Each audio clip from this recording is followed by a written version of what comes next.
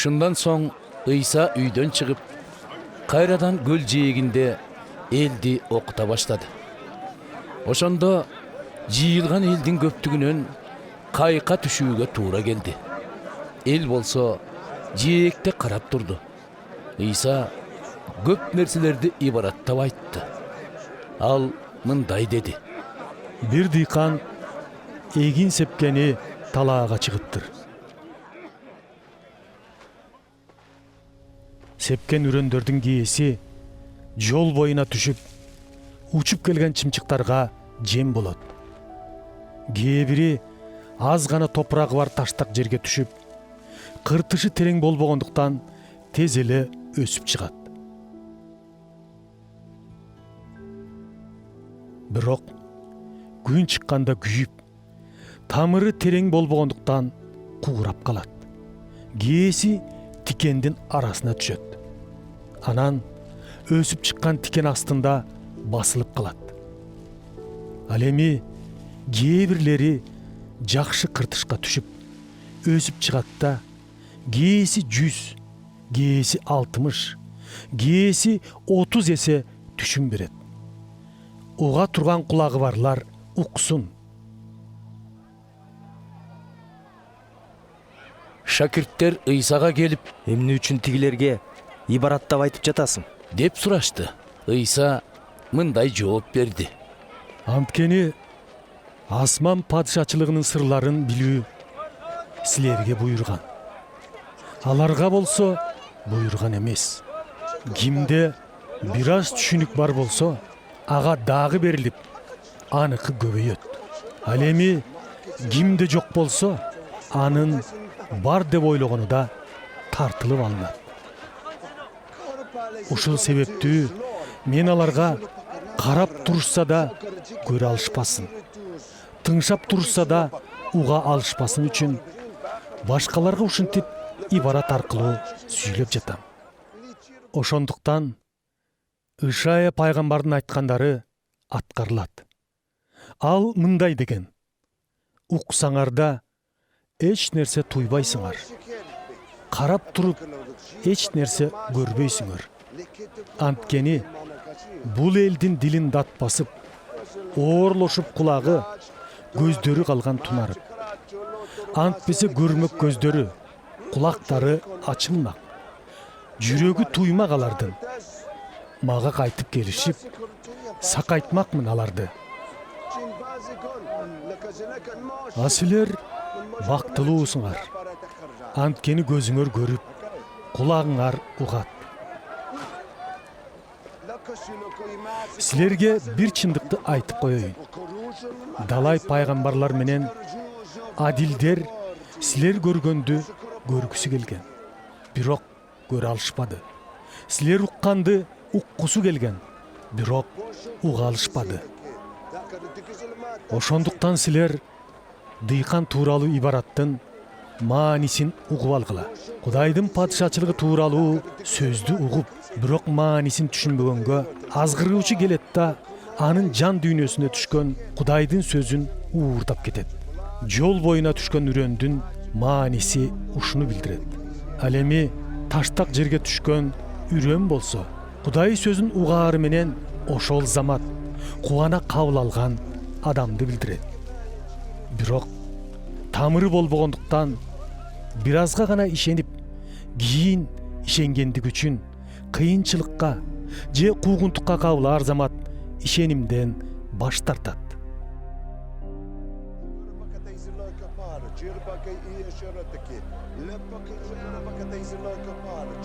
Тикендердин арасына түшкөнү Кудай сөзүн уккан, бирок бул дүйнөнүн түйшүгү менен акчанын азгырыгына алдырып койгон адамды билдирет. Ушулар сөздү тумчуктуруп, сөз жемишсиз калат. Ал эми жакшы кыртышка түшкөнү болсо, Кудай сөзүн угуп, маанисин түшүнгөн адамды билдирет. Мындай адам 100, 60, 30 эсе жемиш берген үрөнгө окшош. Ыйса аларга дагы бир ибаратты айтып, таалим берди. Асман падышачылыгы өз талаасына жакшы үйрөнсепкен адамга окшош.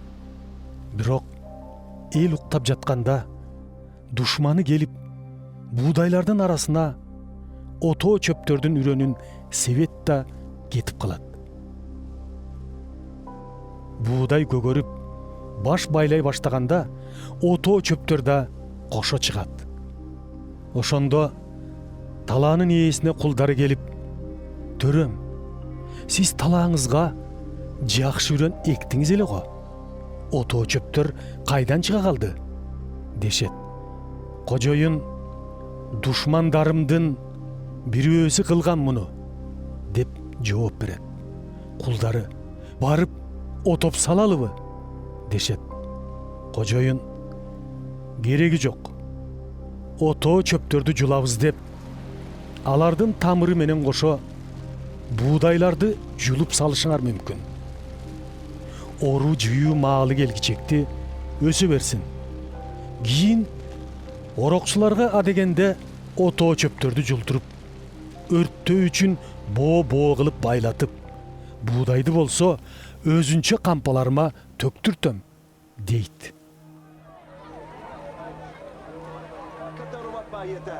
Ыйса аларга дагы бир ибарат айтты. Асман падышачылыгы бир адам өз талаасына эгип койгон сары кычынын данына окшош. Сары кычынын даны уруктардын эң кичинеси болгон менен өсүп чыкканда баардык өсүмдүктөрдөн чоң болот да, бутактарына канаттуулар учуп келип уялаган даракка айланат.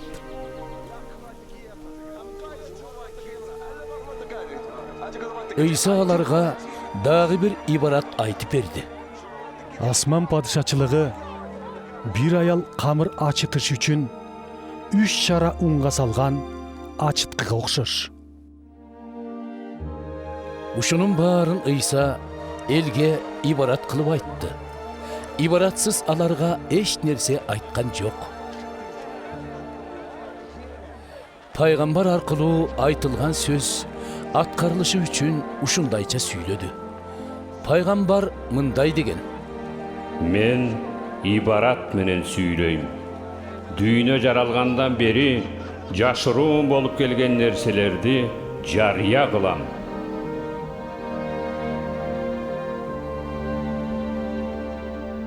Ошондо Ыйса элди кое берип, үйгө кирди. Шакирттери жанына келип: "Талаадагы ото чөптөр жөнүндөгү ибараттын маанисин бизге түшүндүрүп берчи" дешти. Ыйса аларга мындай деди: Жакшы үрөн сепкени бул адам уулу. Талаа болсо бул дүйнөнү билдирет. Жакшы үрөн бул Кудай падышачылыгынын атуулдары. Ото чөптөр болсо азгыруучунун ишин кылган адамдар. Аларды сээп кеткен иблис. Ору жүйүү мезгили акыр заман. Орокчулар, периштелер. Ошондуктан акыр заманда да ото чөптөр отолуп, отко ыргытылгандай окуя болот. Адам уулу өз периштелерин жиберип, өз падышачылыгынан баардык азгырыктар менен дин безерлерди тертирет.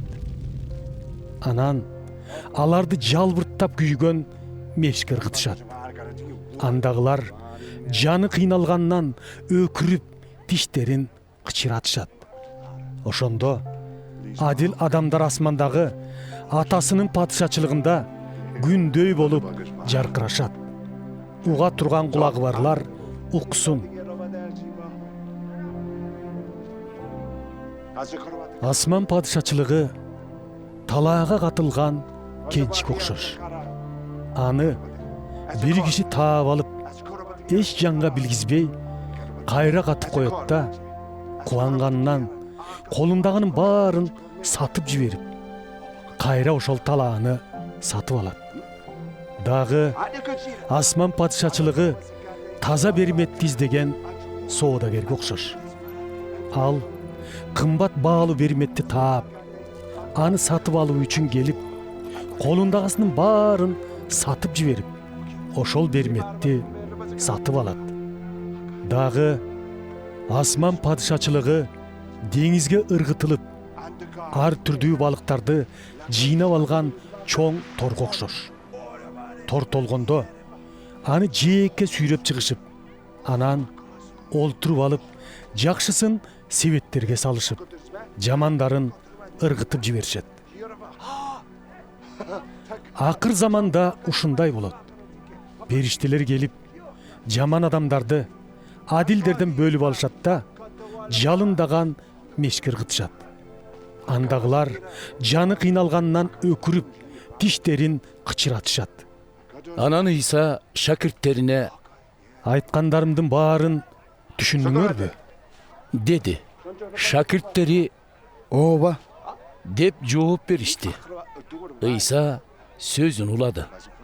Ошондуктан асман падышачылыгы тууралуу билимге ээ болгон ар бир дин мугалими өзүнүн кенч сактагыч жайынан жаңы буюмдарын да, эски буюмдарын да сыртка алып чыккан үй ээсине окшош. Ыйса ушул ибараттарын айтып бүтүп, ал жактан кетип калды. Анан өзүнүн чоңоюп өскөн шаарына келди да, андагы синагогага барып таалим берди. Анын таалими адамдарды таңдантты. Мындай акылмандык менен укмуштарды жасай турган кудуретти ал кайдан алды экен? Бул биздеги эле жыгач устанын баласы эмеспи? Энеси Мариям, ал эми Жакып, Жосе, Ысман жана Жүйүт бир туугандар эмеспи? Карындаштарынын баары тең арабызда жашашат го. Мынчалык акылмандык менен кудуреттин баарын ал кайдан алды болду экен? Дешип, Ыйсага ишене албай баштары катты. Ыйса болсо, Пайгамбар бардык жерде кадыр барктуу болсо да, өз эл журту менен үй ичинде анын кадыры билинбейт. деди аларга. Алардын ишенбестигинен улам Ыйса ал жерде көптөгөн укмуштарды жасаган жок.